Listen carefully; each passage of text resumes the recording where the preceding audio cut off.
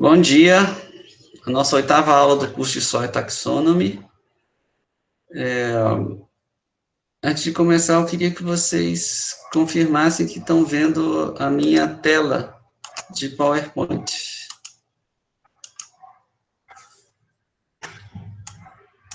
Estão vendo? Apareceu. Sim. Sim. Beleza, então vamos começar. Bom, gente, falta só mais das 12 ordens de Soil Taxonomy, ainda falta 5. Então, nós vamos ver hoje Altisols e Molissols. Na semana que vem vai ser Alfisols e Septisols. E daqui a 2 semanas, Entisols. Vamos terminar o curso com uns exercícios, né? Então, para iniciar, com uma foto aqui de um ex-aluno meu de doutorado, desse departamento, e esse perfil que vocês estão vendo aqui, que deve ter pelo menos 3 metros de espessura, é de um Altisol do sul de Minas Gerais, lá de Maria da Fé, da Estação Experimental da EPAMIG lá. Então, esse é no nosso Altisol, você vai chamar a atenção que o horizonte A dele é bem discreto, é o que em Soil Taxonomy chama de ocric. Essas feições aqui, esse corte aqui, ele é escavado mecanicamente, inclusive às vezes com trator, para o pessoal lá fazer substrato para as mudas de oliveira que são cultivadas lá, né? Mas esse solo aqui já é bem característico dos altisolos que a gente tem nessa região sul de Minas e vários locais do Brasil, mas especialmente do sudeste de Minas Gerais, do leste de Minas Gerais. Profundo, já com cores avermelhadas que a gente associa a latossolos, por exemplo. Mas ele não tinha quantidade grande de matéria orgânica que eu esperava, apesar da alta do frio que tinha nesse lugar, que é um dos lugares mais frios de Minas Gerais. Onde tem a estação climatológica é o mais frio. Bom, quem são os altisols? Segundo a ordem taxonômica, após o último que a gente viu na aula passada, nós vamos ter os altisols, cujo elemento formativo é alt, com S, que vem da palavra em latino ultimus, que significa, você sabe, o último literalmente, né, mas em inglês seria last, e em inglês tem uma palavra que chama ultimate. Ultimate não significa exatamente último, mas significa uma palavra parecida com extremo. Então, que era muito comum, tempo atrás, as pessoas assistiam um programa que era Ultimate Fighting, que era um programa de luta, assim, né, que eram as lutas, assim, das mais violentas que poderia ter na televisão, as mais extremas, vamos dizer assim. Então, ficou essa palavra ultimate, que é uma palavra comum do inglês, e eles pegaram para ultisol, significando que é um solo que tem. Nos Estados Unidos continentais, nos 48 estados lá, são os solos mais intemperizados que você vai encontrar. E quando eles estavam desenvolvendo a Soil Taxonomy, eles achavam que não podia ter nada mais extremo de intemperismo além daquilo. Então, ficou o ultisol por isso. Os ultisols, segundo a Soil Taxonomy, eles vão ter 2 tipos de horizonte. Nós inclusive, já falamos de um deles com detalhe, nós falamos dos 3 em detalhe, que tinha até um exercício para comparar o horizonte Candic com o Oxic, mas você tem, nos altisols, qualquer um dos 2 horizontes superficiais diagnósticos, o Candic ou o Argillic. E a saturação por bases, em pH 8.2, é menor que 35%, e uma série de combinações de profundidades, que vão variar com a textura daquele solo e a presença ou não de um fragipan. Então, como vocês já viram pelos exercícios que eu passo, a Soil Taxonomy é muito específica em vários critérios desses que são elencados para você ter uma diagnose. E para o horizonte Candic, o Argillic, tem também, e para você chegar no Altisol, você tem que ter uma boa predominância dessa baixa saturação de bases. Umas profundidades, você pode resumir como mais ou menos entre a maior parte do solo, entre uma camada de 0 e 1,8 metros, vamos dizer assim. Mas, claro, se você não tiver que fazer uma classificação um pouco mais rigorosa, você vai tentar ver isso com mais especificidade.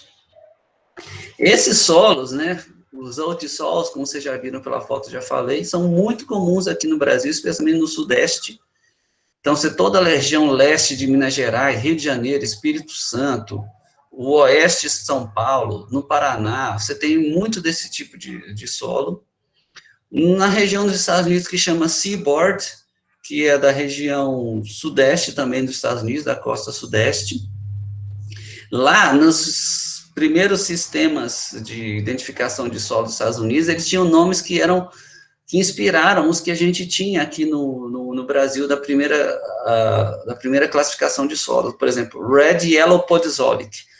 Quando eu fiz graduação, a gente falava exatamente em podzólico amarelo, podzólico vermelho amarelo, podzólico vermelho, que eram os nomes que e inclusive tinha outros que chamavam, por exemplo, terra roxa estruturada.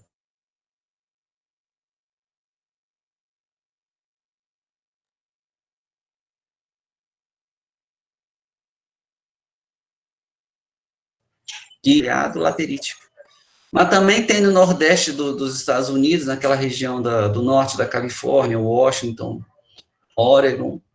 Tem grandes áreas na China, na floresta equatorial do Congo, que é o equivalente da Amazônia na África, né? Passa pela linha do Equador. E às vezes são chamados de Red Clay Hills. Olha que nome interessante. Hills, você está pensando em colinas, em um teor de argila que é alto e uma cor vermelha, característico dos altisols, a maioria. No mapa da FAO, eles vão corresponder a várias ordens, por exemplo, o nitisol, os alissols, os acrissols, alguns planossols, e no sistema brasileiro, eles vão corresponder basicamente ao que a gente chama de argissolos, mas também os nitossolos, que é uma ordem que tem separada, e alguns planossolos também. Então, você vê, a correlação não é direta, como, por exemplo, você faz como Chernossol com Molissol, como a gente vai ver, ou de Vertissol com Vertossol e Vertissolos. E a gente viu, mesmo essas não são exatamente diretas. Professor, Então, o que é comum desse... Oi? Uma pergunta? Uma pergunta. A saturação por bases é o que vai definir um ultissol de um alfsol, por exemplo? Exatamente. Porque o alfsol, a gente vai ver na aula que vem, ele também pode ter esses dois horizontes, mas ele tem saturação por base alta. E isso é um critério bem arbitrário, a gente vai falar daqui a pouco sobre isso. Vocês conhecem a palavra arbitrariedade, né? É uma coisa dessa, vamos ver. Então, a sequência comum que tem nos Estados Unidos, por exemplo, é um horizonte A-ócric, que corresponde mais ou menos a um A fraco, que a gente tem no sistema brasileiro, sobre um horizonte álbico, né? E aí vai ter um BT. Note que o BT é um B textural, ele pode ser tanto quente quanto argílico, né? Isso é comum nos Estados Unidos e em outros lugares de clima temperado, que são aquele clima bem mais frio que daqui, né?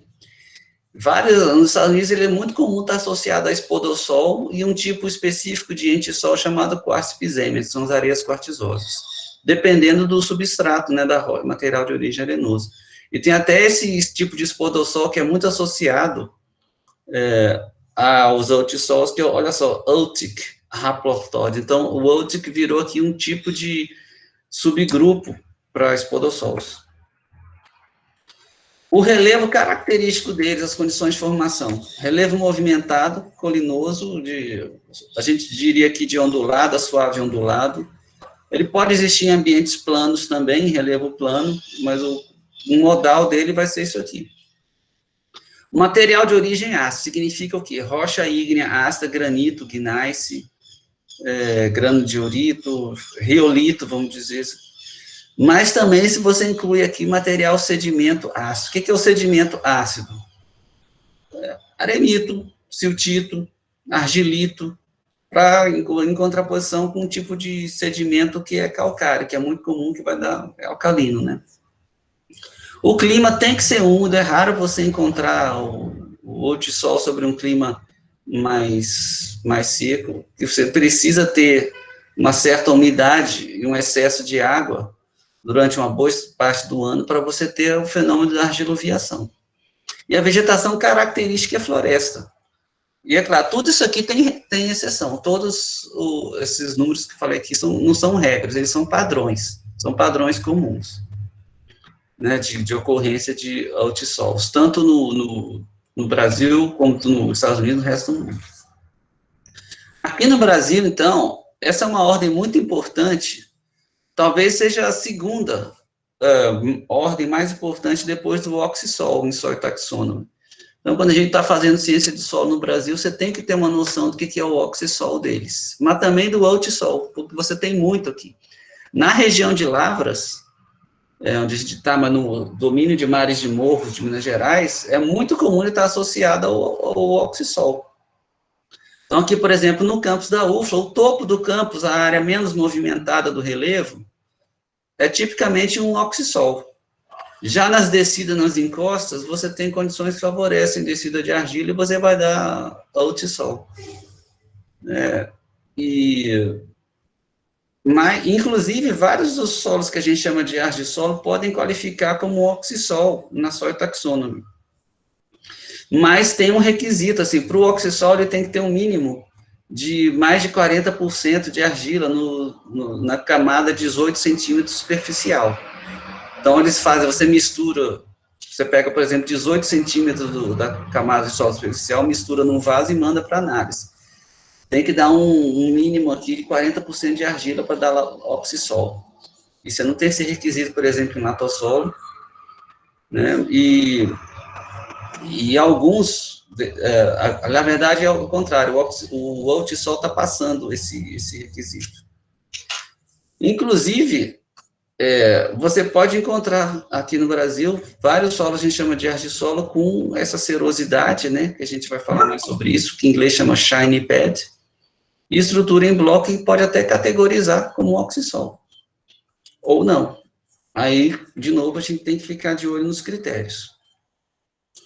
A maior dificuldade que eu tive quando eu vim para Lavras e comecei a trabalhar aqui, é que, por exemplo, na minha região lá do Distrito Federal, você tem muito oxissol, muito latossolo, mas é raro você encontrar o tal do argissolo ou altissol. E quando eu chegava aqui, beleza, o pessoal falava, ó, tem muito argissolo aqui, ou argissolo. Aí eu buscava o tal do gradiente textural, e não tinha. Que a textura que eu tinha, por exemplo, na camada de 0 a 5 centímetros, era a mesma que tinha a 30, 40. Aí, por que aconteceu? Demorei um tempão para entender isso aí. Embora você chegasse no campo, abrisse e visse o perfil, tinha toda aquela serosidade, os agregados revestidos de argila, inclusive no próprio horizonte que a gente chamava de A, não dava gradiente textural, mas ainda assim me falava, ainda assim é argissolo. Mas por quê? Olha, em vários casos desses, a camada superficial horizonte A já foi erodido. Mesmo que você esteja debaixo de uma floresta nativa. Mesmo debaixo de floresta nativa, sim. Porque a floresta, ou a vegetação que você tem, ela simplesmente é algo que está atrasando o processo de erosão, que é natural e que é incessante, né? Então, você pode ter, num declive mais movimentado, uma erosão total do horizonte A. E o que você tem ali escurecido, na verdade, é um horizonte B se transformando em A pelo escurecimento, pela umificação. Então, ele tende a ser fraco também por isso. E é um motivo pelo qual você chega, às vezes, num local como esse, você acha, pô, o horizonte A já tem serosidade. Você pode chamar ele de A agora, mas ele até, digamos, 50 anos atrás, ele era B. E agora está virando A, porque boa parte do A já foi embora. Então, isso é uma dificuldade que pode estar sempre presente aqui com o altissol, tanto aqui no Brasil, quanto no Piemonte dos Estados Unidos. Aqui esse mapa mostra a distribuição global dos altissols. Então, vamos começar aqui pelos Estados Unidos. Olha, toda essa área aqui, ó, do sudeste dos Estados Unidos, que são milhões de quilômetros quadrados, tirando a Flórida, mas começando aqui nesses estados perto de Nova York, é riquíssimo em altissol. E essa linha aqui no meio que você está vendo é o vale do rio Mississippi, que deságua aqui, e você tem uma área ainda oeste do Mississippi que tem muito altissol. Depois eles somem, porque aqui o clima começa a ficar seco, e vão aparecer aqui no nordeste dos Estados Unidos. No Brasil, você vê umas áreas significativas aqui na Amazônia, mas menos do que você pode pensar, uma área aqui relativamente grande nessa Maranhão, essa aqui na região do Cerrado, Mato Grosso, e tem áreas menores aqui do Sudeste, ou pelo menos parecem menores aqui, né? Uma área aqui no Chaco, essas aqui no Peru e na Colômbia. Você tem, essa é, então, equivalente da bacia amazônica na África, essa região aqui do Congo, você vê, mas não só no Congo, mas também na costa leste aqui da África. Boa parte da Ásia e da Oceania úmida aqui, ó, pegando o sul da China, Vietnã, Malásia, essas coisas, tem muito altissol aqui, um pouquinho na Austrália. Já na Europa e na Rússia você não vê muito. De novo, como eu falei, muito associado ao oxissol. Nesse mapa aqui, ó, que a gente já viu, é a distribuição global de oxissols. Então, você vê eles predominando aqui no nosso país, na bacia amazônica, no Cerrado, é justamente onde ocorrem as associações com oxissols. E aqui, também na bacia do Congo, você vê essa ocorrência de oxissol, onde ele também vai ocorrer associado com os oxissols. Nos Estados Unidos... Oi. A Luísa está tentando entrar. Deixa eu ver se eu paro aqui, então.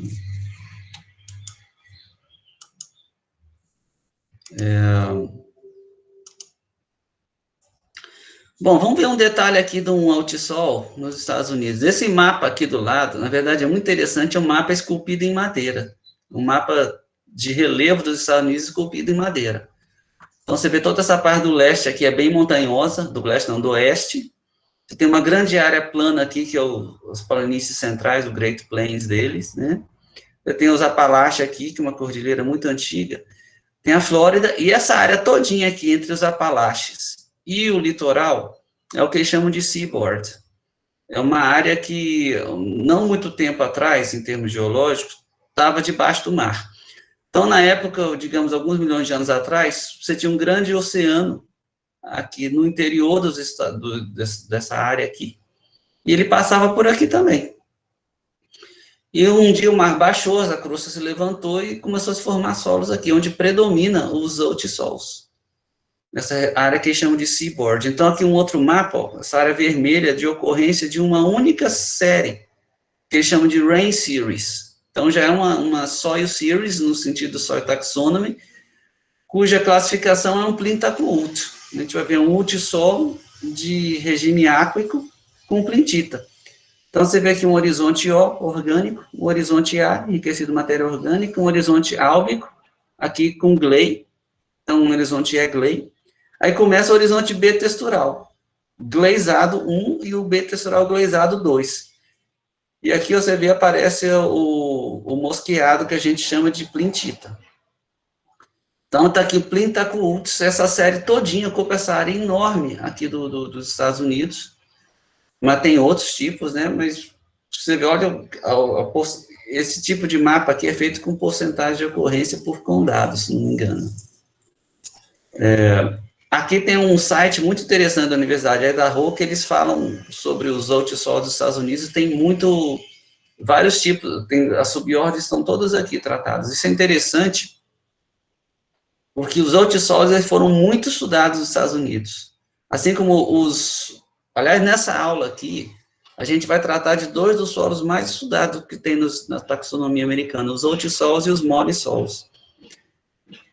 Com contraposição, por exemplo, com os oxissols, que são os menos estudados na Soil Taxonomy. Aqui um outro exemplo de um altissol, no caso aqui no Zâmbia, um país do lado dessa região que a gente chamou de Bacia do Congo. Descrito em 1985, você tem um horizonte A, não tem um E aqui, e já vai direto para o BT1, BT2 e BT3. Então, são horizontes aqui Candic. E esse já parece mais com o altissol que a gente conhece aqui no Brasil. Olha esse outro altissol aqui, da série Dotan. Então, ele já não é tão redoximórfico como a gente viu, as cores aqui já são mais cromadas. Um horizonte AP, de plow cultivado, tem um horizonte álbico, e aqui começa o horizonte Candic, e logo depois um horizonte textural com V significa plintita. Inclusive descreveu 2 aqui. Então, você vê de novo muito extenso esses solos, né? Como é que é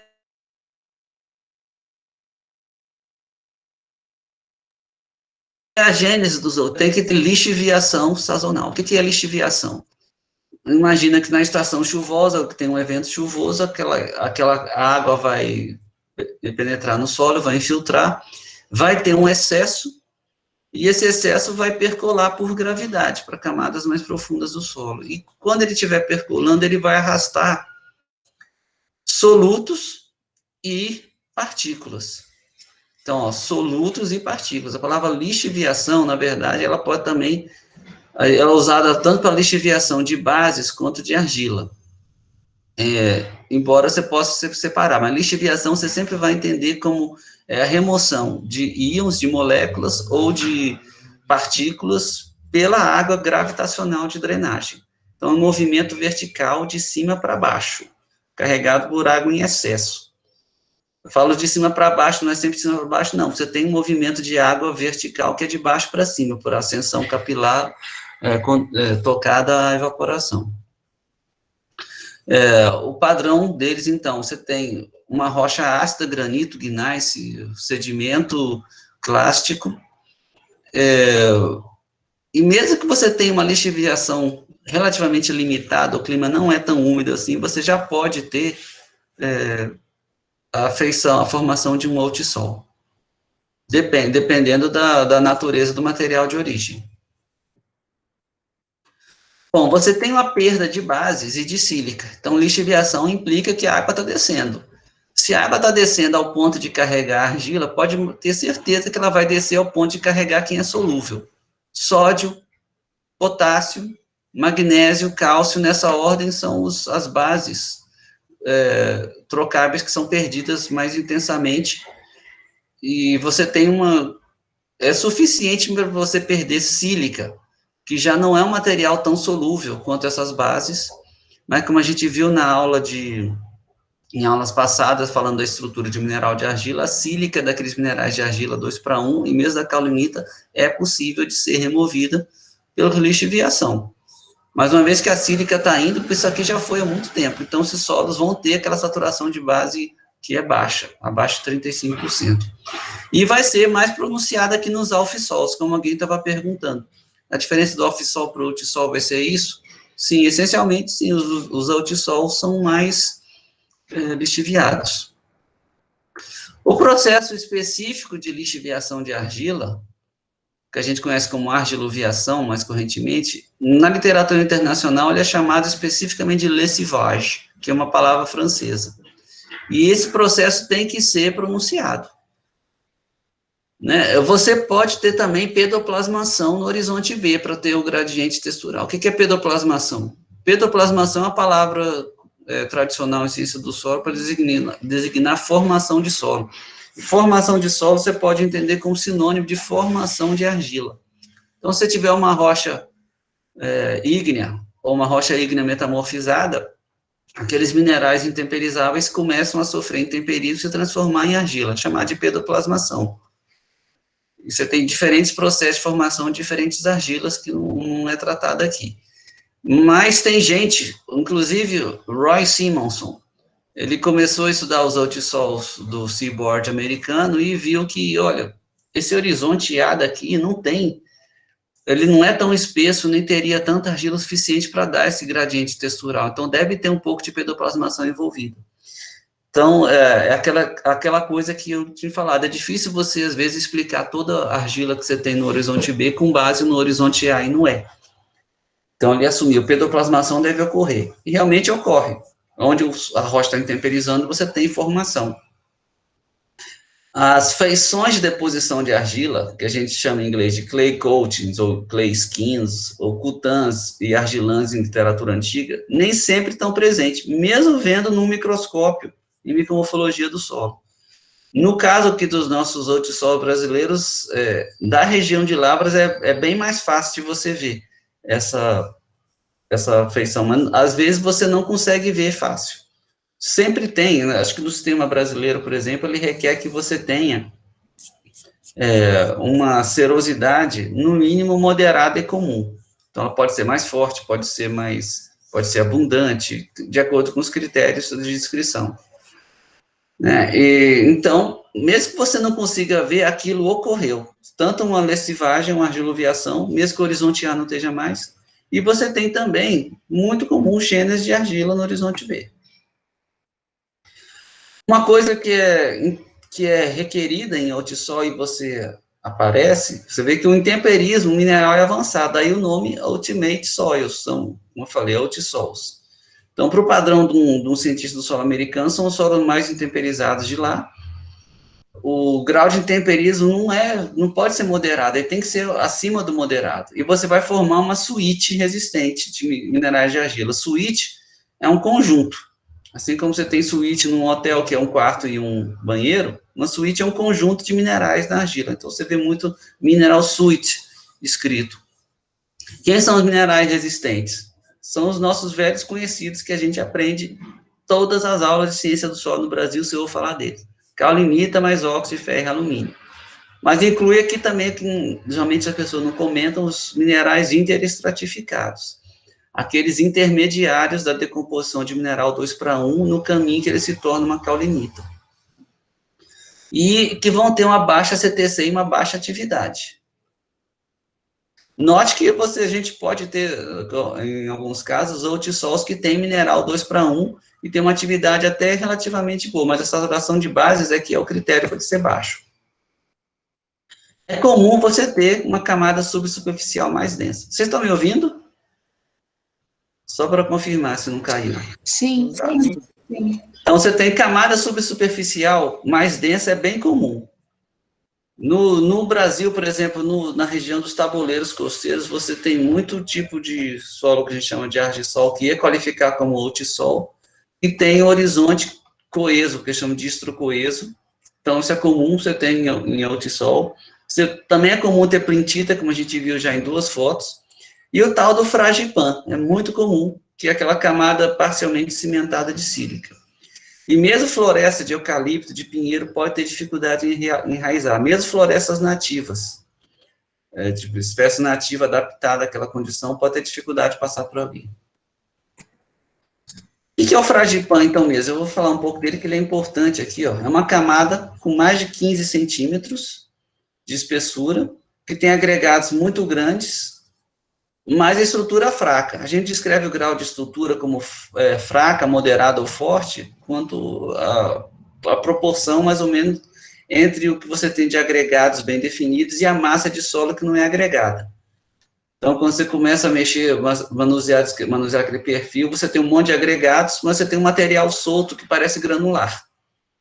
E granular fino, aquele é material solto. Então, se você tiver uma quantidade fraca, então, você pode ter agregados grandes, mas eles são poucos em relação à massa de solo. Inclusive, pode ser maciço, ou seja, não ter pads, não ter agrupados, mais consistente. Ele vai ter uma consistência firme, ou seja, vai ser difícil você quebrar com 2 dedos, ou mais firme que isso, na maior parte do volume. Não vai ter raízes.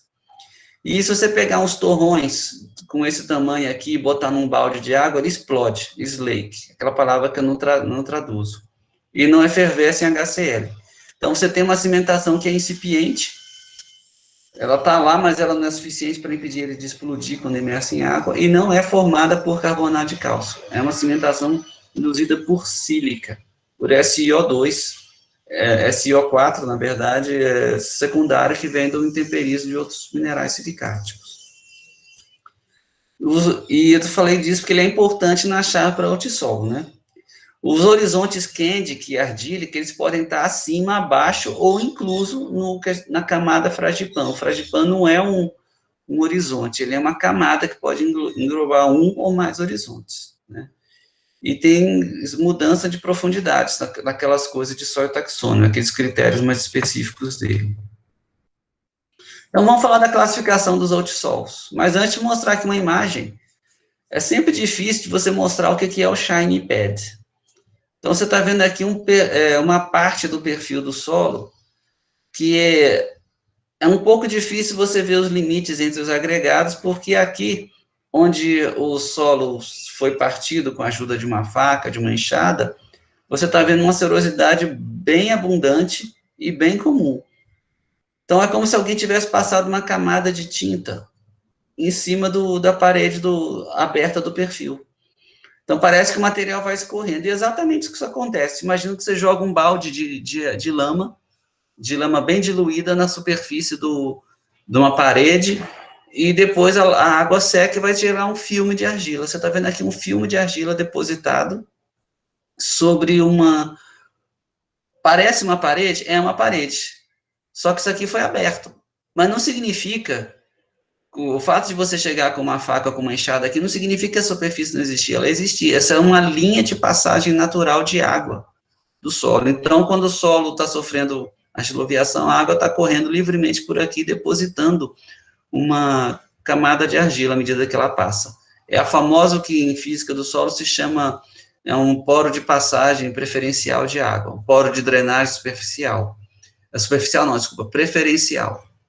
Então, esses são poros ou canais de passagem preferencial de água, infiltração preferencial. É aí que vai ser depositado o filme de argila.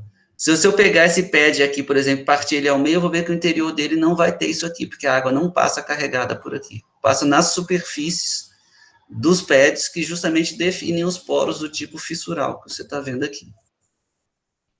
E nós vamos falar um pouco mais disso à frente. As subordens de outsol são baseadas no regime de umidade ou no alto teor de matéria orgânica, que nem é tanto assim, acima de 0,9%, mas quando você faz um cálculo usando a densidade, vai dar um mínimo de 120 toneladas por hectare de carbono, para criar a ordem OMOT.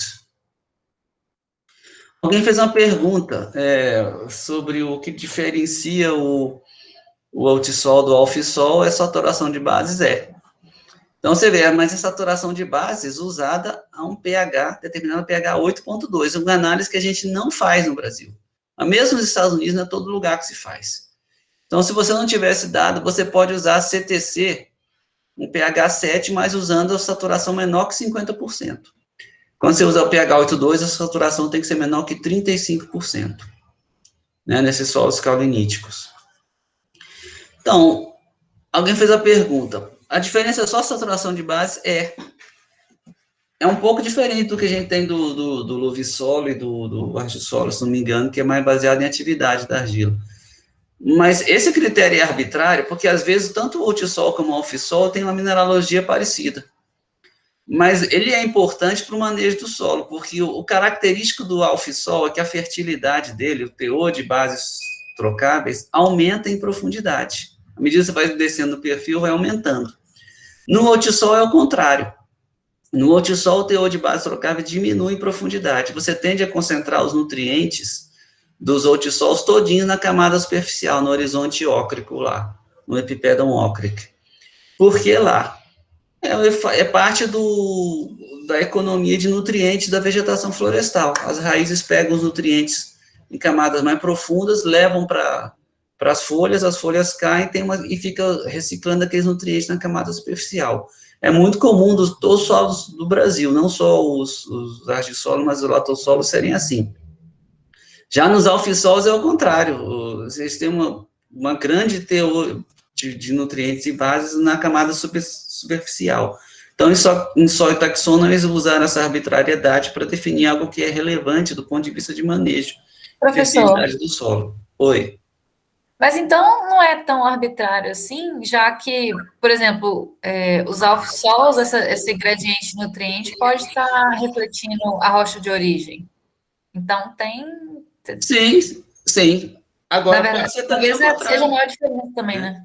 Sim, mas lembra, a gente está falando de um sistema de classificação natural da natureza, né? E ele é baseado não só em propriedades que são físicas e independentes, vamos dizer, que são precisamente determinadas em laboratório, mas também com base em um propósito. E do ponto de vista de propósito de manejo, faz muito sentido você usar, porque a fertilidade dos solos, o manejo de fertilidade no outsol e no alfisol é muito diferente. Dentre outras coisas. Mas a gente vai ver também com mais detalhe o alfisol semana que vem. Mas eu posso te garantir o seguinte, o alfisol mesmo é muito diferente do outsol. É muito. É difícil você confundir um com o outro, especialmente quando você está na área core do alfisol. Eu estudei em Ohio, lá praticamente metade do estado é alfisol.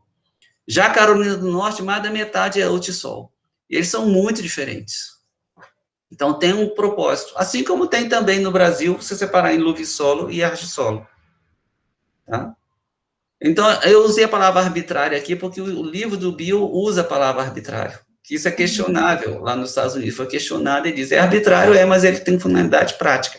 Arbitrário não significa errado ou sem princípio. Significa você estabelecer um limite. Como eu falei, às vezes o limite era 2 milímetros entre o que é areia e o que é solo. Entre o cascalho e o que é areia. Por que 2 milímetros? É arbitrário. Podia ser 1. Podia ser 3. Sabe? Então, feições de argiloviação. Vamos falar um pouco sobre isso. A gente acabou de ver nessa foto, é a feição de argiloviação evidente que você vê na descrição de perfil. Então, é muito difícil quando a gente está dando aula, ou está assistindo aula de graduação, você falar para os alunos o que é a tal da serosidade. Especialmente se ela não é abundante como essa. Então, as aulas que eu tive em Viçosa, eu lembro que a gente ia muito no campo para ver chamava podizólicos na época, né, os atuais argissolos. Eu simplesmente fingia que eu entendia o que era a tal da serosidade. Então, muita gente não vê. Eu devo demorar para ver. Já em outros lugares é bem mais evidente, como esse aqui. E olha a palavra que ele usa aqui, walks like pad surfaces. Então, superfície de agregados com aparência de encerada. Parece que alguém passou uma cera de piso nisso aqui. Né? Ele usa termos antigos. Esse livro aqui é um livro de introdução à ciência do solo, muito popular nos Estados Unidos. Né? Acho que no Brasil também era, em Viçosa se usava isso, tinha tradução disso. Mas eu tinha dificuldade de ver isso. E tem uma grande ironia dessa serosidade. Olha só. Então, primeiro falar da argiloviação. Ela é um processo muito importante de gênese, tanto do alfissol quanto do altissol. Ela é comum em várias ordens, né, da Zoeotaxônia, não só nessas duas, ela é requisito dessas duas. Aliás, tem uma coisa interessante que você vê aqui, ó, altissol e alfissol são palavras parecidas. Você pode achar que não, mas olha só, eles têm um L no meio, né? Como revisor, às vezes, chegava para mim revisar um artigo que ele era um altissol. O que era um altissol? Ele trocou o F pelo T. Só que o altissol podia ter errado tanto no F quanto na letra inicial. E, ao mesmo tempo, eu já vi ufissol. O que era um ufissol? Então, você não sabia se o autor queria dizer alfissol ou utissol. Então, muita gente que não é acostumada com Zoeotaxônia confunde os dois, inclusive trocando letras dos elementos formativos. Você vê que uma confusão ocorre, né? Mas várias outras ordens, você tem um horizonte ardílico, como, por exemplo, os ardilic aridsols, os argides. Quando se começou a ciência da micromorfologia do solo, as feições de argiloviação foram as primeiras a ser descritas, observadas e reconhecidas como uma feição de gênese de solo muito importante. Então, o processo é muito importante.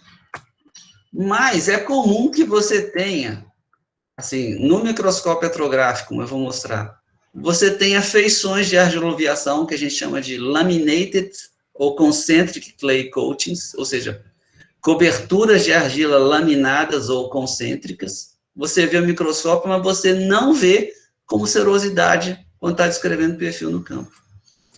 E é comum que você veja uma serosidade a olho nu no campo, mas se você fizer a micromorfologia daquilo, você não percebe no microscópio. E é uma coisa tão confusa que eu lembro que uns anos atrás uma pessoa da Sociedade Brasileira escreveu um artigo simplesmente chamado Essa Tal Serosidade. Você pode até procurar, isso deve ter não era um artigo científico, mas era um artigo para divulgação dessa dificuldade, entre outras. Porque não é uma coisa que todo mundo vê facilmente. Por que você tem isso? Bom, como eu falei, serosidade é a deposição de argila na superfície de agregados naturais.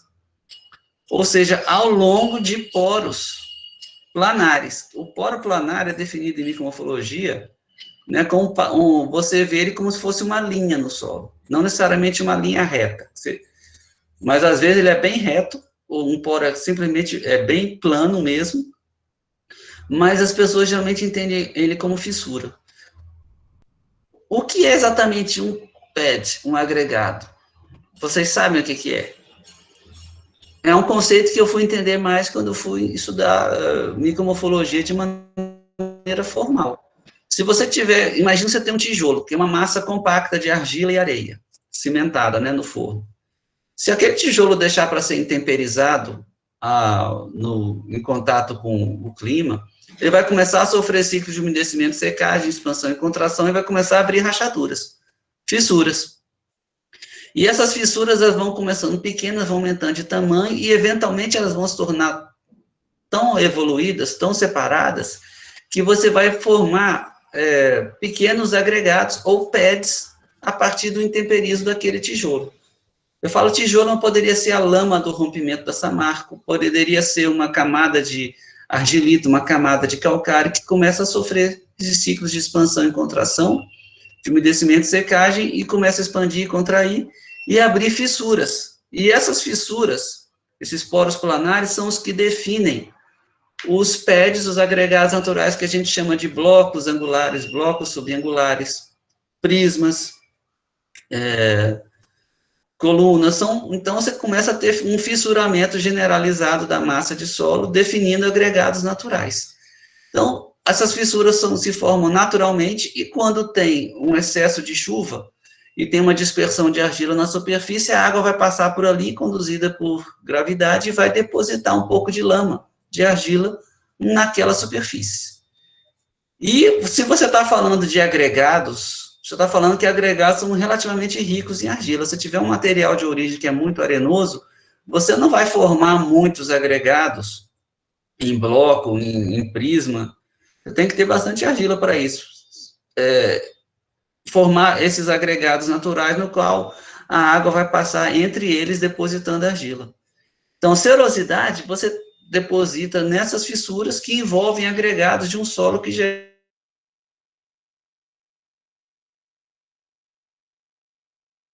é naturalmente rico em cópio. A gente vai ver o que é laminação daqui a pouco. Por outro lado, se você tiver um solo de textura mais grosseira, com teor de areia mais alto, de silt mais alto, a argila, nesse solo você não vai formar esses agregados com tanta abundância. Você pode ter, inclusive, solos que são estrutura de grão simples, ou que é uma estrutura bem pouco pronunciada, e a água percola por eles de maneira mais generalizada. Então, você não vai ter uma superfície de um pad, uma linha, um plano de drenagem preferencial naquele solo. Mas você vai ter poros de tipo canal, por exemplo, um canal de minhoca, um canal formado por outro processo, no interior de camadas mais consolidadas de solo, né? E você vai depositar a argila ali. Isso é muito fácil de ver no microscópio, mas é difícil de ver olho nu, porque você não tem grandes agregados como você teria aqui. Para ficar mais claro, vamos ver uma imagem de um solo, né, que posso classificar como um álbaco-ult, um ultissol de regime áquico, com horizonte álbico, mas que na classificação brasileira e na FAO seria um planossolo. Então, um material bem grosseiro. Nessa foto aqui você está vendo essas massas brancas, que são grãos de areia, que é relativamente grossa. Essa massa cinzenta aqui é silt, e essa feição no centro, que tem uma cor de solo, ela é um antigo canal de drenagem preferencial, por onde a água passava carregando a argila, e a argila é depositada na forma de camadas concêntricas aqui. Então, imagina que você tem uma artéria que está circulando sangue, está depositando colesterol nela. O colesterol começa a ser depositado na forma de camadas concêntricas ao longo daquela artéria, e vai depositando em cada vez mais camadas. Então, aqui tem as cores vão mudando, você vê essa laminação aqui. Quando você vê na luz polarizada cruzada, é mais fácil ainda você ver essa deposição cruzada, e você tem também o que a gente chama de uma cruz de extinção, que mostra que isso é concêntrico. Então, isso aqui é uma feição de argiloviação vista no microscópio. Mas, se você pegar isso aqui, então, daqui até aqui tem menos de 1 milímetro. Não é fácil você ver isso aqui, não é um revestimento, não vai dar serosidade, como a gente viu na foto anterior. Essa aqui é de um artigo que está no meu Lattes, desse pessoal do Rio Grande do Sul. E aqui um outro exemplo. Esse solo é o outissolo o ortisol do campus da UFA, descendo a ladeira do campus, na direção do Ciúne, onde o solo começa a ficar mais rosado. No horizonte B desse solo, você vê uma serosidade já moderada a forte em algumas partes. Então, aqui você está vendo um poro desse solo, um poro grande, drenagem preferencial, a argila seria depositada aqui, mas você não vê nenhuma feição de deposição de argila. A massa de solo aqui tem um teor de argila bem maior do que nesse solo que a gente viu agora há pouco. Então, o que você está vendo aqui, ó, o poro aparece em escuro, como você está vendo. Você tem áreas aqui que você não sabe direito se é um grão de areia, de quartzo, ou se é um poro. Mas o poro vai aparecer em escuro e o quartzo vai aparecer com essas cores aqui, entre o branco e o amarelo. Então, você vê aqui um monte de grãos de quartzo, de areia grossa, bem angular, bem arestada, porque o solo se desenvolveu a partir da rocha granítica sem transporte, então os grãos não são transportados. Você tem uma matriz argilosa aqui, ó, que deve dar entre 30% a 40% de argila. E a argila, quando passa canalizada por aqui, ó, ela não gera uma feição de deposição laminada, como a gente viu. Então, esse solo tem serosidade, mas não tem nada visível no microscópio. E o outro solo que a gente viu tem uma feição visível no microscópio, mas não tem serosidade. Se você está achando isso complicado, é porque você está entendendo o conceito. Tá? Aqui, os artigos nossos, onde está descrito esse solo. Está no meu lápis. Bom, vamos falar da classificação dos ortissols. Com a ajuda desse triângulo, um vértice você vai ter úmido, no outro você vai ter seco, aqui você vai ter o teor de matéria orgânica alto, mas não áquico, né? Então, você tem aqui os aqueous, os ortissols de regime áquico, dos mais úmidos, né? Então, você vai ter saturação de solo. Na parte mais seca, você vai ter os astotes e os xerotes, de clima rústico ou xérico. Aqui no meio você vai ter os eudotes, muito comum, e os humotes, aqui quando ele acumula muita matéria orgânica. Os aqueous, os grandes grupos deles vão ser um que inclui plintita, como o plintaqueous, a gente viu uma foto. Se tiver fragipan, vai ser o fragiaqueous. O albaqueous, esse aqui não significa necessariamente horizonte álbico, mas ele significa uma mudança textural abrupta. Então, você vai ter um horizonte textural, um horizonte álbico, geralmente, ou quase sempre, mas você vai ter uma mudança textural abrupta entre o horizonte A, o E e o BT. Geralmente vai ser entre o E e o BT, de baixa condutividade saturada. Isso aqui é o albaqueous, então, equivale em muitos dos solos que a gente chama de planossolo aqui no Brasil, e na classificação da FAO. Tem mudança textural abrupta e plana, né? O Candiaqueous, ele tem um aumento, olha que interessante. Você vai lá, o horizonte cândico ele tem, mas para ele ser chamado de Candi, ele tem um aumento de argila que é abaixo dos 20%, que é comum de você ter em um horizonte cândico. Então, quando a gente estuda o horizonte cândico ou ardílico, você tem um incremento de argila que tem que ser acima de 20%, de acordo com aqueles números que a gente viu, nesse 1 metro de profundidade. Mas o próprio Soil Taxonomy reconhece que o problema de você ter o gradiente de argila é suficiente nesses ortissols do seaboard. Então, eles criaram o Candi, o grande grupo Candi, quando você tem um incremento de argila, mas ele é abaixo. Olha só, ele está violando a própria regra. E quando você tem um incremento de argila abaixo de 20% num ortissol, você diz que ele é um horizonte ardílico, ou candic thick, espesso. Espesso significa que ele é tão espesso que você não chega a dar um incremento de argila. Ela não se concentrou num horizonte que é fino, então ela se espalhou no horizonte que é espesso. É exatamente o caso que a gente viu agora há pouco do ortissol aqui do campus, que a argila vai se espalhando por um horizonte BT que é bem espesso. Já o Canhaplic, ele é cândico e ráplico, ele já vai atender o requisito acima de 20% de incremento de argila. Olha aqui o Pali de novo, que alguém estava perguntando, nós fizemos uma questão sobre o Pali, indicando que é um caráter de paleossolo daquilo ali. O aumento de argila é menor que 20%, mas num horizonte argílico que é fino, que é relativamente Então, um argilo que é fino, que é relativamente raso. Tem aqui quando você tem um epipedon ambrit, rico em matéria orgânica, e aqui se a saturação é epi ou endo, ou seja, se ela é só superficial ou se ela é total. Os homotes vão ter aqueles com horizonte sombric, com plintita, com esse critério aqui, como vocês viram, é complicadinho. Mas você tem também o pali, como a gente falou, e o haplo. E o Dotes, que vão ser do clima údico, um clima mais úmido. Você tem aqui plíntico, frágil, cande, canhapre. É muito comum você ver esses aqui no Brasil, tanto o cande quanto o canhapre, mas especialmente o cande. O pali, olha aqui que aparece, rod. Rod vem na palavra grega que é rhodos, que significa rosa. Não a rosa que a gente chama cor de rosa, mas a rosa flor, aquela vermelha muito forte.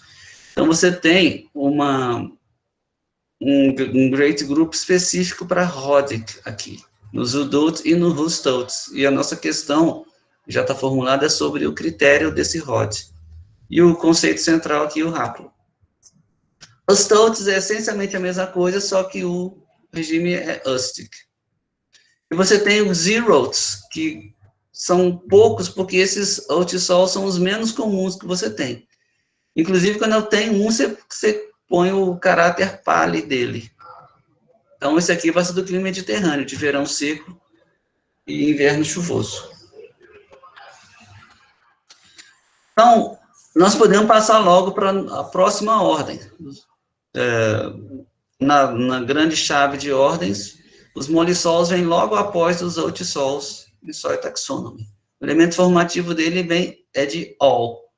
E a palavra em latim é molis, que significa mole, como a gente chama em português, algo que é macio. Por que mole? Então, em primeiro lugar, você, para ter um molissol, você tem que ter, Soil Taxonomy, uma saturação de base a pH 7 acima de 50% em todos os horizontes, até uma profundidade de 1,80 m. Então, isso você sempre tem que ter. E o Epipedon molic. Então, não basta ter o Epipedon molic. Se não me engano, no sistema brasileiro, basta você ter o horizonte A chernozêmico para você ter um chernossolo, que seria o equivalente do molissol. Então, você tem que ter saturação em um epipedon molic, ou se não tiver epipedon molic, você tem um epipedon similar ao molic, mas menos espesso, sobre um horizonte E, que está sobre um horizonte ardíric, candic ou nétric, mas que também são similares ao molic, ou seja, escuros e com alta saturação de bases. Então, esse segundo caso representa como se fosse um epipedon molic interrompido por um horizonte álbico, que vai ter baixa saturação de base e vai ter uma cor clara. O epipedon molic, vocês vão lembrar, ele é de cor bem escura e rico em matéria orgânica. Esses solos, os molissols, têm a reputação de ser os melhores solos do mundo. Como assim os melhores? Os melhores para a produção de alimentos. Então, quando você fala em solo, as pessoas geralmente pensam em produção de alimentos. Dificilmente elas pensam em fabricação de tijolo ou construção de estrada. Então, vocês estão me ouvindo? Ou interrompeu? Não, Estamos. Tá perguntando que hoje estava caindo a internet aqui. Então, ó. Professor, Oi. eu estava lendo, alguns gleisolos também podem ser classificados como molissols? Como molissols? É. Sim, pode, porque no sistema brasileiro você tem o regime áquico configura uma ordem, que é o gleissol, né? Por outro lado, o regime équico, ele tem todas as ordens do Soil Taxonomy, porque ele não configura uma ordem, ele vai configurar o grande grupo, ou subordem ao grande grupo, como a gente viu. Então, ficou esse tipo de coisa. De novo, quem está certo ou está errado? Apodols? Apludol? Apodols que seriam, então? Poderia ser. Vamos ver mais para frente. Você vai ver alguma coisa parecida com isso. Tudo bem. Então, por que melhores solos do mundo? Eles têm alta fertilidade, alto teor de cálcio. O que é alto teor de cálcio? 12 centimol de carga por quilo, 18, 22. Magnésio dá 4, 5. Potássio dá 1000 ppm. Sódio pode ter algumas, não vai ser tão problemático. Teor de fósforo mele, que daria quanto? 50 ppm. Então, a matéria orgânica tende a ser alta. Oi. Por que tanto potássio? Que é uma base trocável, né? Ah, sim, mas E ela é um pouco menos solúvel que o sódio. Você vai ver que tem muito molissol de horizonte nétric. Então, tem muito molissol que acumula sódio, porque o clima deles não é muito úmido. Entendi. O clima não pode ser muito úmido. Então, você não tem uma lixiviação suficiente para remover tudo aquilo. Tem a ver com a rocha de origem também? Porque, pelo menos para mim, quando eu penso em molissol, eu já logo relaciono com calcário. Mas não necessariamente só calcário, não. A gente vai ver. Então, a matéria orgânica tem que ser alta, e a matéria orgânica alta vai dar tanto a cor escura do epipedon molic, quanto a friabilidade, ou seja, um solo fácil de ser rompido com a mão por um implemento de cultivo. Daí vem a palavra mole. Então, é um solo mole de cultivar. Ele não vai ter aquela consistência dura, que é comum, por exemplo, no aridissol, no outsol, né? E o relevo tende a ser suave, plano ou suave ondulado. Em vários locais, esses solos são cultivados por séculos, com alta produtividade, sem usar calcário, sem usar adubo. Embora hoje em dia, na agricultura moderna de alta produtividade, nos Estados Unidos, na Argentina, você tenha que botar adubos. Senão, rapidinho, você esgota aquilo, que o horizonte, o epipedon molic, às vezes, o epipedon molic, ele pode ter 3 metros de profundidade, mas ele também pode ter 30 centímetros, né? Onde é que ele costuma ocorrer? Num tipo de vegetação graminosa, cuja palavra em geografia é chamada de estepe, né? E o clima é temperado. Então, esse é o modal dele. O zonal, vamos dizer assim. O conceito de zonal, ele tem uma série de problemas, por isso ele não é usado. Mas se você tivesse definir, os russos definiram esse solo como um zonal. Ele ocorreu numa zona específica da Rússia, assim como os spodossols, né? E é onde tem um clima temperado e vegetação graminosa chamada de estepe. Então, isso aqui não é uma savana, é como se fosse uma grande campina. Entre o deserto, que não é tão seco para ser um deserto, mas também não é tão úmido para ser uma floresta de clima frio. E ele vai ocorrer em grandes áreas, exceto na África. Mesmo na Austrália, ele vai ocorrer. Então, exemplo do tipo de clima, ó, temperatura média anual de 2 graus. Imagina como é o clima agradável num lugar desse, na Mongólia. E precipitação média anual 200 milímetros. Só para você situar isso aqui, o 200 milímetros é o lugar mais seco que tem no semiárido nordestino. 2 graus Celsius, aquela cerveja estupidamente gelada que você toma, né, numa sexta-feira, às vezes ela está na temperatura de 4 graus. Isso aqui é a média anual, não é a mínima, é a média. Ou aqui no norte da Dakota, dos Estados Unidos, temperatura média de 4 graus, 360. Então, o clima, ele não é úmido de jeito nenhum. Também não é tão seco, porque, ao contrário do Nordeste brasileiro, lá chove, no semiárido, pode surgir 200 milímetros, mas a evapotranspiração lá é 3.000. Na Mongólia, chove 200, mas a evapotranspiração é bem menor do que no semiárido nordestino. Ainda assim, é bem maior que 200, né? Então, você tem inverno muito frio, que é característico também, com vento, relativamente pouca neve, que a precipitação é baixa, a primavera é úmida e o verão tende a ser seco. E como ocorre muito em quem já morou no centro dos Estados Unidos, é a Avenida dos Tornados, lá que eles chamam. É muito comum, tanto lá como na Argentina e em outros locais. A vegetação geralmente é graminosa, e eles diferenciam aqui entre o short e o tall grass. Quanto mais úmido, mais alta é a grama. O tall grass é muito comum no local que eu queria estudar, fazer um pós-doc que eu estava cogitando uns anos atrás, que era o Nebraska. Então, Nebraska, o apelido do estado lá é Tall Grass State. E o Tall Grass é uma grama tão alta que uma pessoa montada a cavalo, na época chuvosa, às vezes desaparece pela grama. Não tem árvore, é só grama que é da altura de 3 metros, imagina. Favorece o acúmulo de matéria orgânica do solo. Por quê? A vegetação graminosa produz muita raiz fina de vida curta, então ela está sempre produzindo raiz que morre. Isso é o input mais efetivo de matéria orgânica que tem no solo do mundo.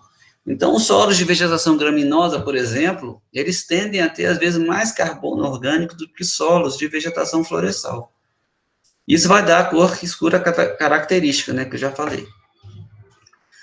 Os molissols de clima tropical, que fogem dessa regra aqui, zonal, são mais ou menos 4% dos molissols, né?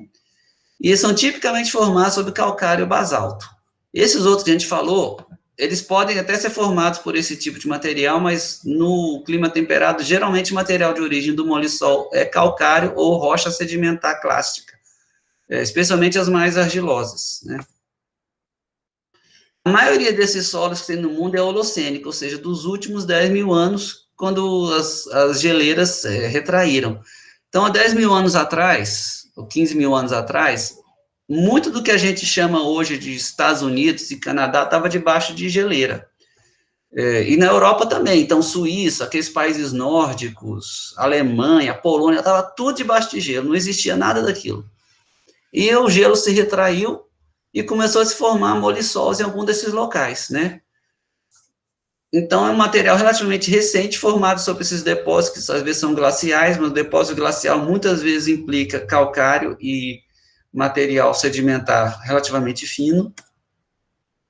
Eles vão equivaler mais ou menos aos chernozéns da FAO, né, e do sistema russo. Esse chernozém é uma palavra russa, e, embora ele inclua outros solos associados ao chernozem, como castanozem ou feozem, que não tem a cor tão escura, no sistema brasileiro são os chernossolos, que é uma homenagem à palavra russa chernozem, né? Aqui é uma distribuição global desses solos. Então, o local que eles foram primeiro estudados foi aqui na Rússia. Você vê, esse é o sul da Rússia, aqui, ó. Então, você tem a grande extensão dele, no zonal deles aqui, mas também aqui na Mongólia, no norte da China. Em outras áreas da Europa, ele vai aparecer com bem menor intensidade, inclusive aqui na Alemanha. Na Turquia tem alguns. Pequenas áreas na Índia. Na África, praticamente você não vê. Tem uma pequena área aqui no sul da Austrália. Na América do Sul, você vai ter eles nessas grandes extensões aqui da Argentina, que onde não por acaso tem boa parte da produção, né, agrícola deles, de soja, trigo, milho. No Uruguai tem alguns, no Paraguai. E nos Estados Unidos também eles ocorrem em grande quantidade aqui, a oeste do rio Mississippi, predominantemente. Mas pega aqui um pouco do Canadá. E os relevos aqui, ele varia tanto do bem plano ao mais movimentado. A área total aqui, os 7% da área dos continentes livre de gelo. Então, mostrar um pouco de uma... Esse local aqui existe nos Estados Unidos, é um parque, Tall Grass Prairie. Prairie é a palavra pradaria. Pradaria, o que é? É isso aqui. É uma grande extensão com pouquíssimas árvores localizadas em linha de drenagem. Essencialmente grama para tudo que é lado. Tem umas espécies mais características, não tem muita biodiversidade. E o relevo, como você vê, ele tem seu declive, mas não é nada que você definiria como um relevo muito ondulado. Ele tende ao plano ondulado. Você vê aqui uma imagem dessa unidade de conservação que chama de Tall Grass Prairie. E aqui uma outra imagem do mesmo local, ó, com um búfalo americano. Esse era o búfalo que os indígenas caçavam. Então, quando os colonizadores americanos foram chegando no oeste, eles começaram a encontrar áreas imensas disso aqui. E eles chamavam o que chamava quebrar o sod, break the sod. Romper isso aqui para cultivar. Eles viram que esses solos, apesar dessa vegetação que não parece muito generosa, era fértil o suficiente para sustentar manadas imensas de milhões desses búfalos que são pesados. Você não tem nada parecido com isso, por exemplo, aqui na América do Sul. Você nunca teve grandes manadas de ungulados como esses búfalos aqui na América do Sul. E Porque muita gente fala, porque aqui, na verdade, você não tem tanto fósforo aqui na América do Sul. Já aqui você já tem muito fósforo nesse solo, você sustenta esse monte de animal aqui. Mas esse pessoal chegou e começou a cultivar e começou a plantar todo tipo de cultivo anual aqui com alta produtividade. Oi. Se o solo ele é tão fértil a ponto de sustentar, por exemplo, essas manadas de grandes animais, o limitante para ter uma vegetação mais exuberante, mais densa, é o clima? Exatamente. Ah, tá. Mas aí eu quero também que você pense do ponto de vista filosófico, do que é. Você tem que saber que qualquer coisa no planeta, qualquer ecossistema, qualquer lugar, você tem que ter um limitante de produção. Se você não tiver uma limitação da produção, você vai ter o que se chama em física de um sistema de retroalimentação positiva. Quanto mais você produz, mais você produz. Todo sistema que é assim, ele é autodestrutivo. Um exemplo deles é o furacão. Então, o furacão começa a ter evaporação no oceano quente. Quanto mais evaporação, mais o ar vai subindo, vai gerando uma condição de baixa pressão e começa a haver um vórtice ali. E quanto mais forte fica aquele vórtice, mais baixa a pressão e maior a tendência a você evaporar. Então, você vai juntando energia, vai crescendo, crescendo, daqui a pouco aquilo explode de violência e o furacão se dissipa, né, destruindo um monte de coisa. Então, por exemplo, se aqui o limitante desse local é água, se por acaso começasse a chover muito, o que aconteceria? As bases começariam, o clima mudar aqui, ao longo de 30 mil anos o clima ficar bem úmido. Isso ocorre, na verdade, você tem muita transição dessa área de pradaria para a área de floresta. Então, tem locais que a pradaria avança e tem locais que a floresta avança de acordo com o clima. À medida que vai chovendo, ficando mais úmido, as bases vão sendo lixiviadas. Então, as plantas começam a crescer mais, você começa a permitir o crescimento de árvore. Por outro lado, a fertilidade vai diminuindo. Então, as árvores vão crescendo, você tem alguns molissol com floresta, mas é raro. Mas, eventualmente, a vegetação florestal se estabelece, o clima fica úmido e as bases vão todas removidas. Você deixa de ter o molissol e passa a ter, digamos, um alfissol ou um outissol, cuja limitação de produção não é mais por água, já passa a ser cálcio e magnésio. Aqui no trópico, o principal limitante que nós temos aqui no Brasil, por exemplo, não é água, é fósforo.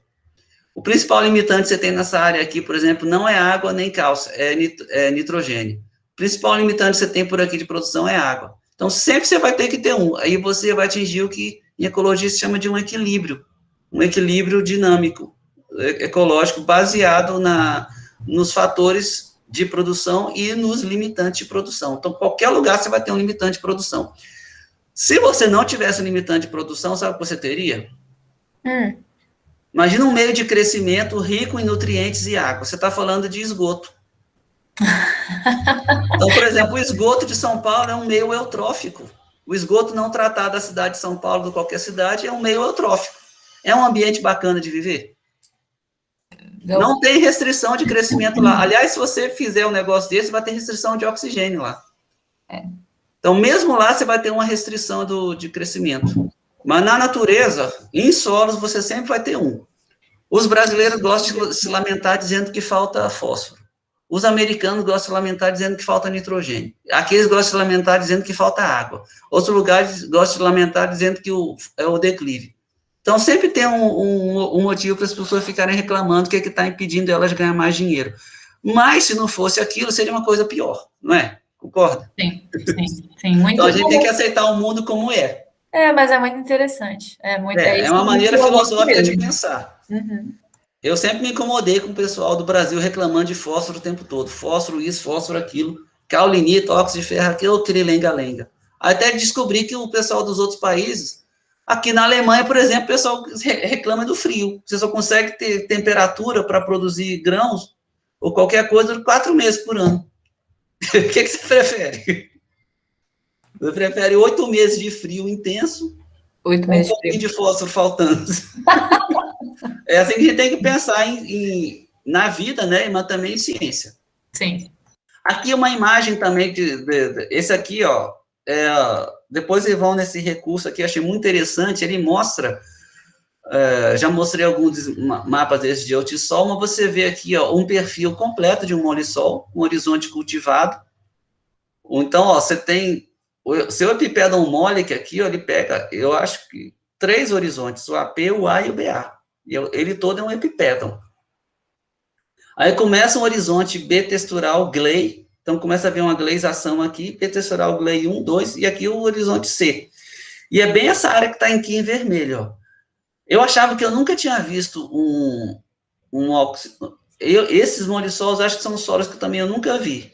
Mas quando você chega aqui perto dessa área, você está viajando por aqui, eu morava aqui em Columbus. Às vezes eu vinha aqui para Chicago, atravessava a Indiana, e passava aqui por essa área. Aqui, isso aqui já começa a ser bem plano mesmo. E perto de Chicago, aqui no sul de Chicago, então tudo isso aqui era antigo leito de lago, desse lago gigante aqui.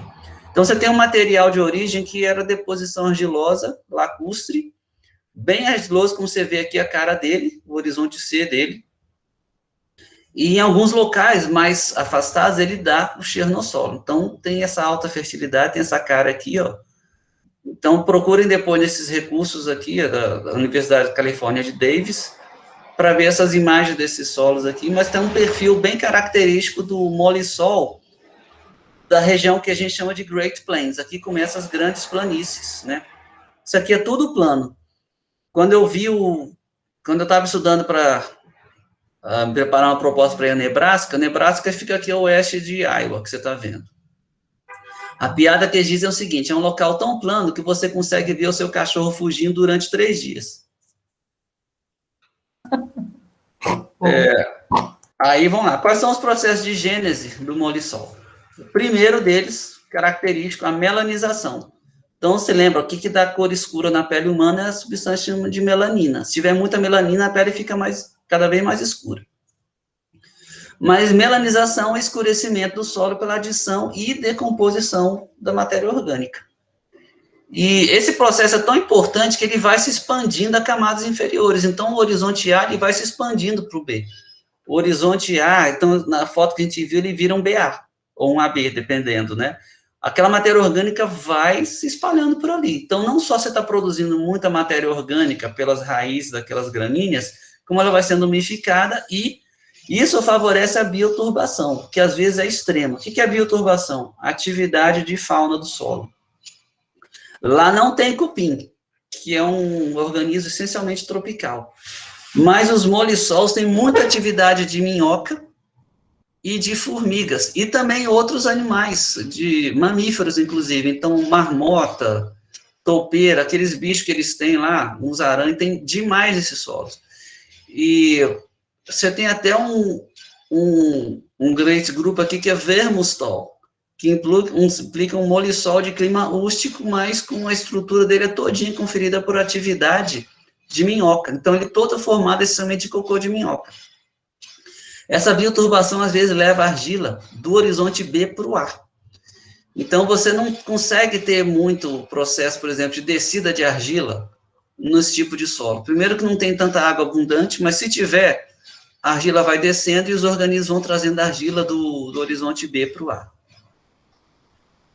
Um detalhe interessante, Darwin, nos anos de Darwin lá, no século XIX, ele fez uns estudos com minhocas, ele interessava por tudo em ciência, né? Então, qual era o estudo dele? Tinha uns locais lá da propriedade dele que tinha molissols.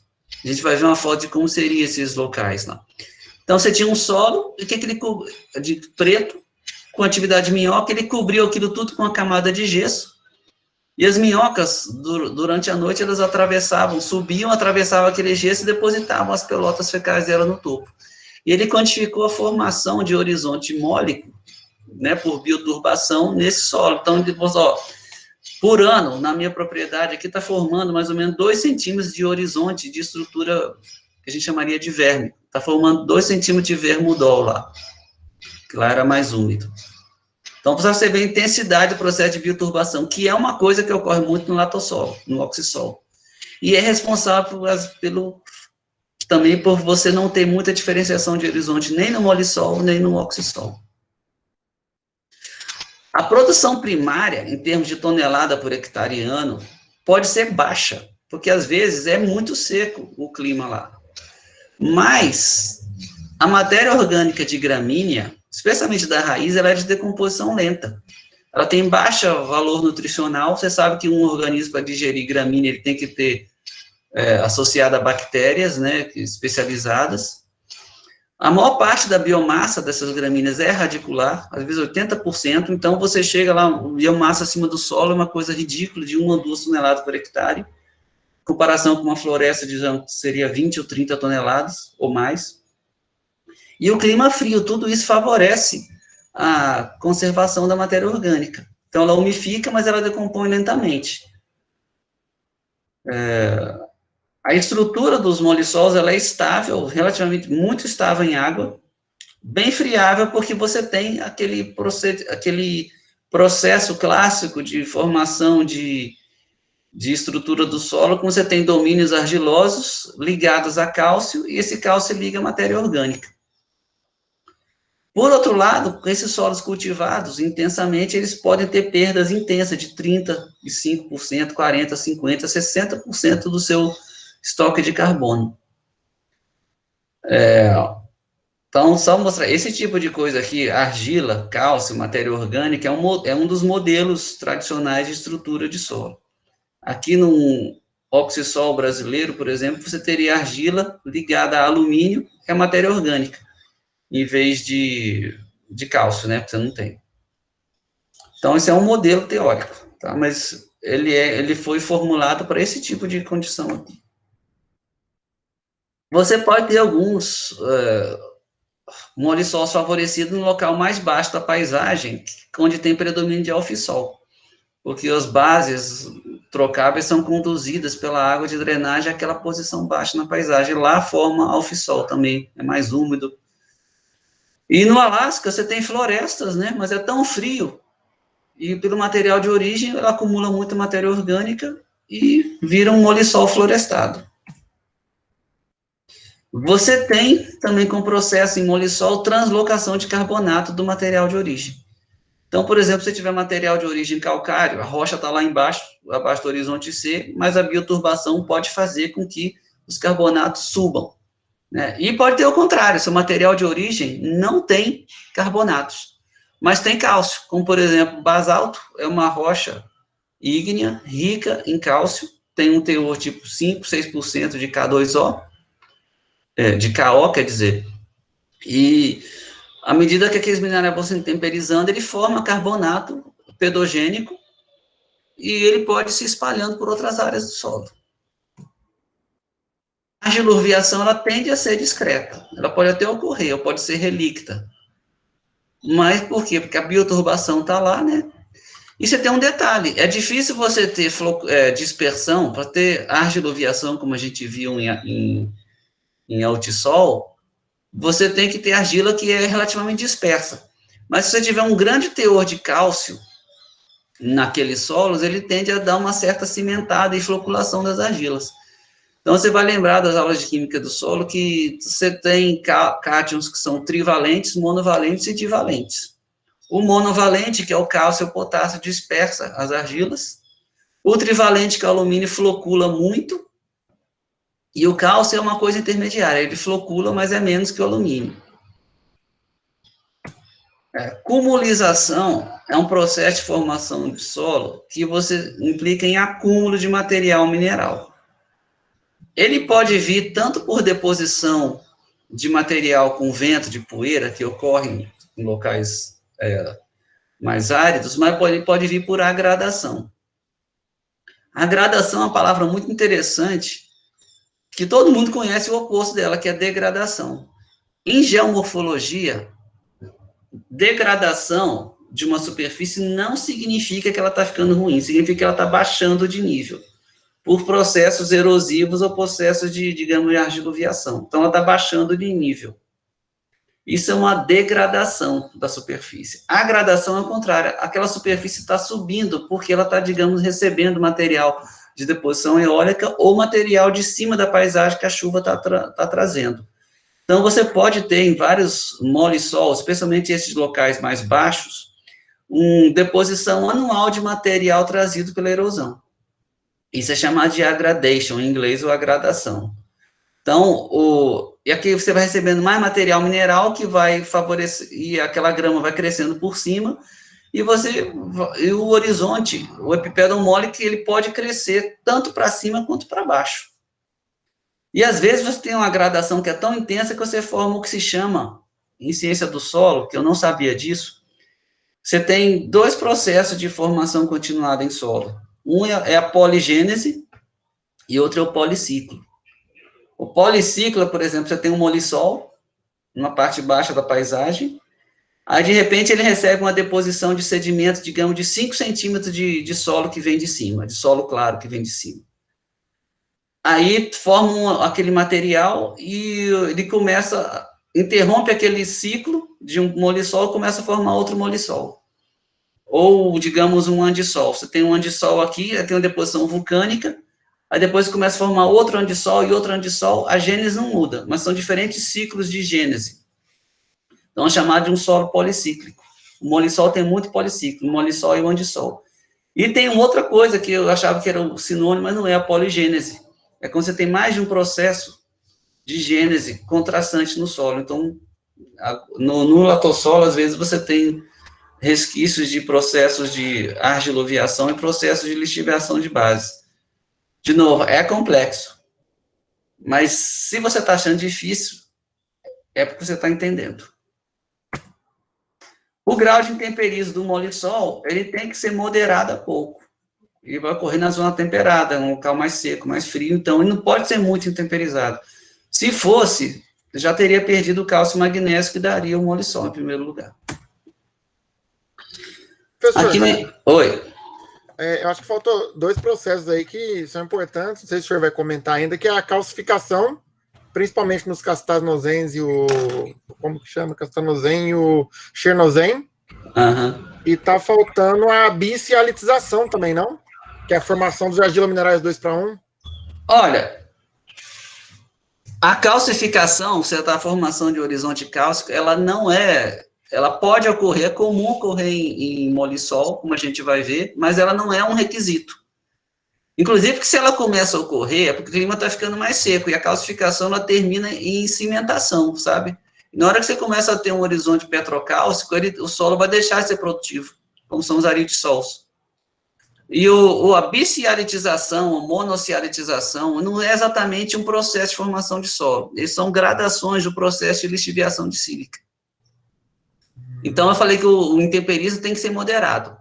Mas o que significa isso? Você tem molissols que tem uma argila mais caulinítica e tem outros que tem argila 2:1, a depender do material de origem.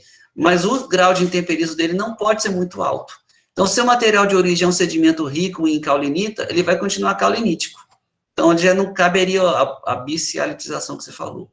Por outro lado, se você tem um material de origem que é sedimentar ou outro que vai favorecer mineral 2:1, ele tende a ser preservado lá naquele clima atual.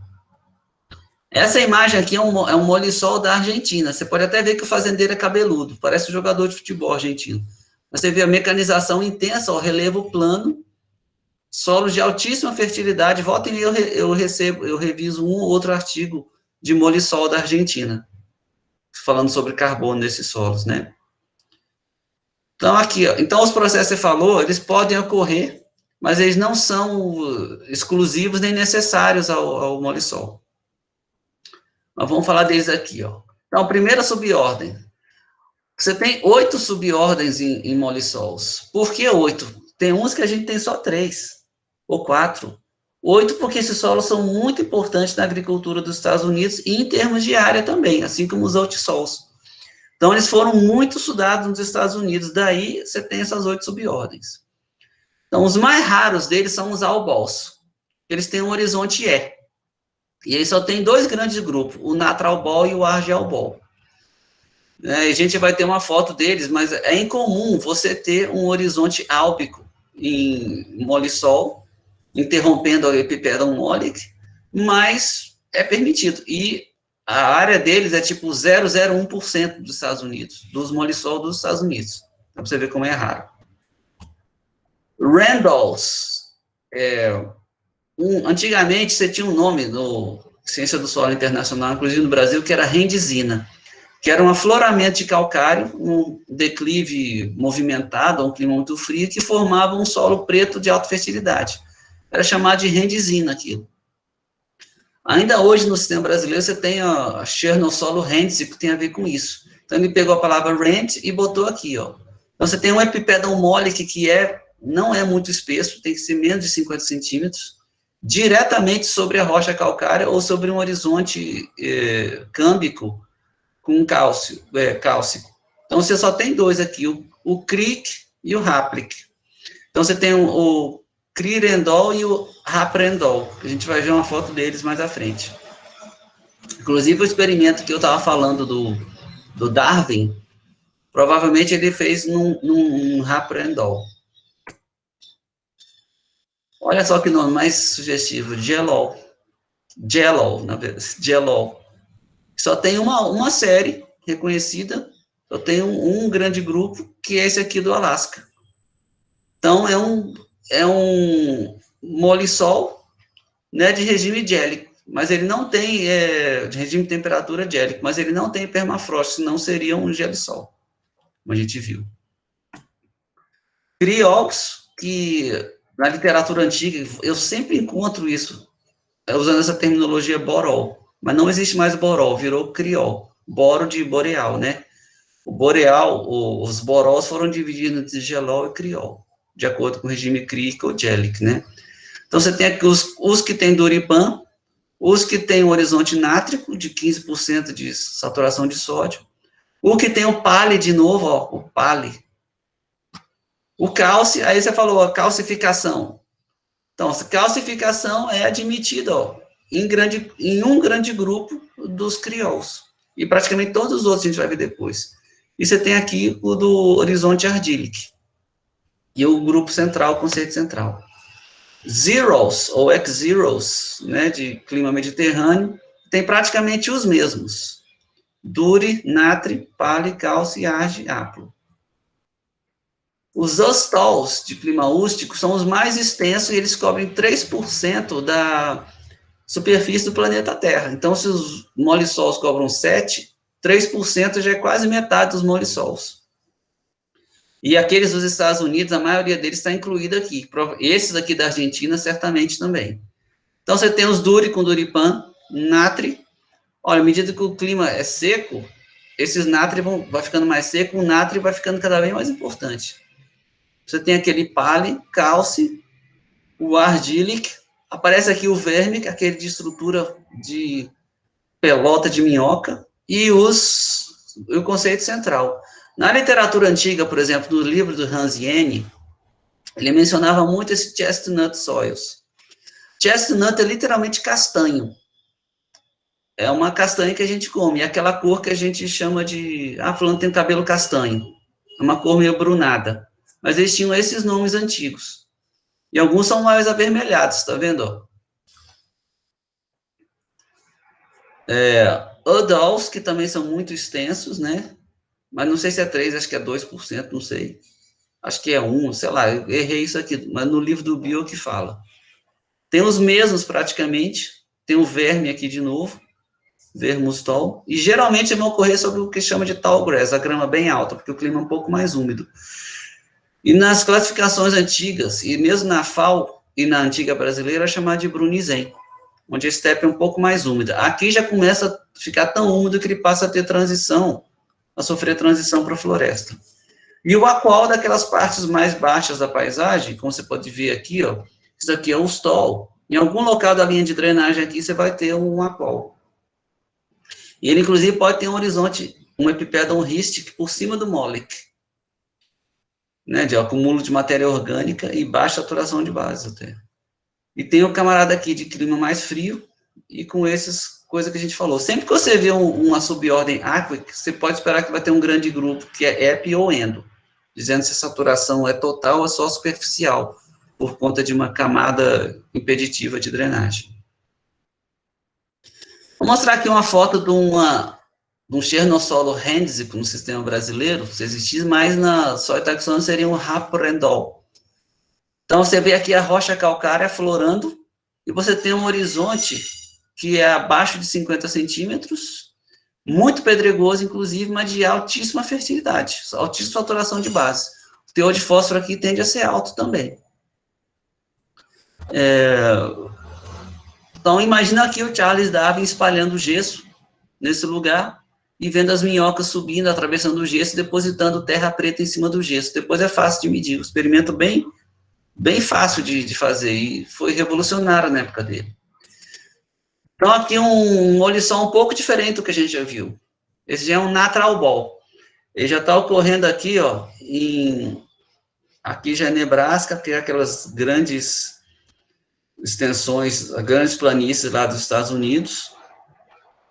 Ele ocorre numa área significativa, e o que ele tem? Ó? Um horizonte A.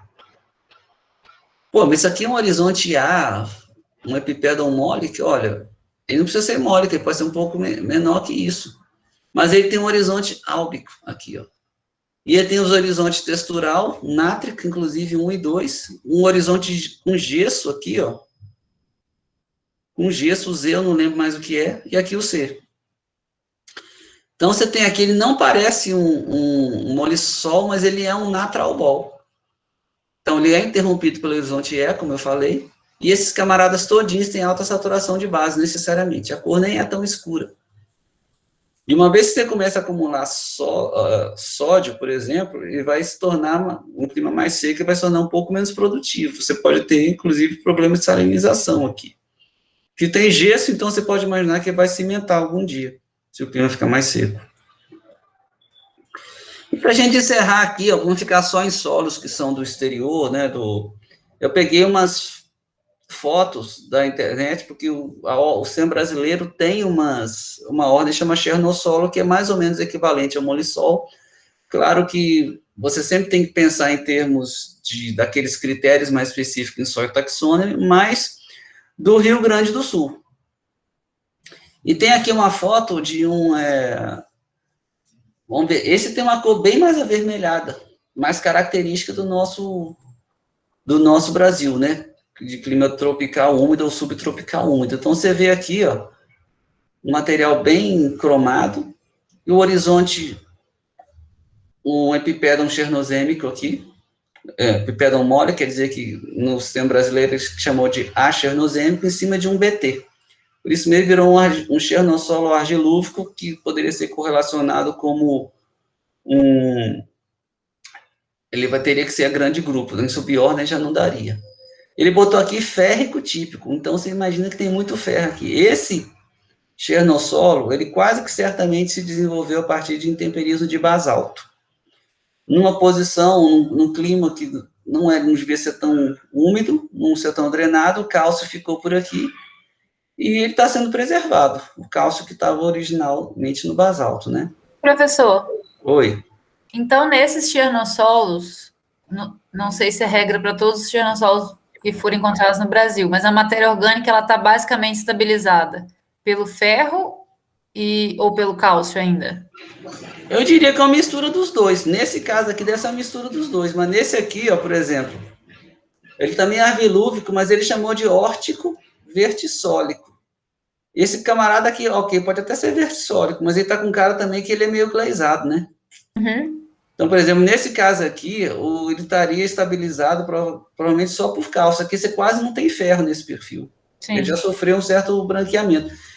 Então, pode ser, mas, de novo, a gente está misturando muita coisa que é muito complicada. Por exemplo, sim, estabilização de matéria orgânica, formação de estrutura do solo, taxonomia, e essas relações não são automáticas. Eu posso te garantir porque eu comecei a estudar minha carreira com matéria orgânica, e depois passei para estabilização de matéria orgânica. Por isso eu tinha que aprender estrutura. Eu posso te garantir que todos os modelos que a gente tem de estabilização de matéria orgânica, de formação de agregado, de estrutura, eles são, vou dizer, insuficientes. Eu tenho certeza absoluta que eles são insuficientes, e o meu objetivo, quando eu queria fazer pós-doc, era justamente fazer um estudo conceitual mais aprofundado disso. Uhum. Sabe? Aliás, eu vou voltar a fazer isso nos próximos meses. Então, gente, essa é a apresentação de hoje, da aula de hoje. Perguntas que necessitem de alguma foto, de algum slide?